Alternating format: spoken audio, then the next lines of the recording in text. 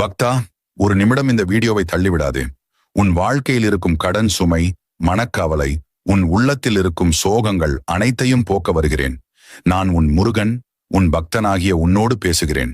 பக்தா, நீ அனுபவிக்கும் துயரங்கள் எவ்வளவு பெரியதாயிருந்தாலும் என் அருளால் அவை அனைத்தும் குறைந்து உன் வாழ்க்கை ஒளியால் நிரம்பும். பக்தா, உன் கடன்கள் பெரிதாய் தோன்றினாலும் கவலைப்படாதே. என் திருவருள் உன்னை வழிநடத்தும். நீ நம்பிக்கையுடன் ஓம் முருகா என்று கூறும்போது அந்த ஒளி உன் வீட்டுக்குள் செல்லும் ஒளியாகி இருட்டை அகற்றும். உனது குடும்பத்திற்குள் அமைதி வரும், சிக்கல்கள் அகலும், மனக்கவலை தீர்ந்து உன் இதயம் ஆனந்தத்தில் மலரும். பக்தா, நீ இன்று இந்த வீடியோவை பார்க்கும் நேரத்தில் உன் வாழ்க்கையில் ஒரு புதிய துவக்கம் நடந்து கொண்டிருக்கிறது. அந்த துவக்கம் உன்னை உயர்வு அடைய செய்யும். நீ உன் மனதில் ஓம் முருகா என்று எழுதி வைக்கிறாய் என்றால் உன் வாழ்வு மகிழ்ச்சியாலும் செழிப்பாலும் நிரம்பும். அதனால் பக்தா,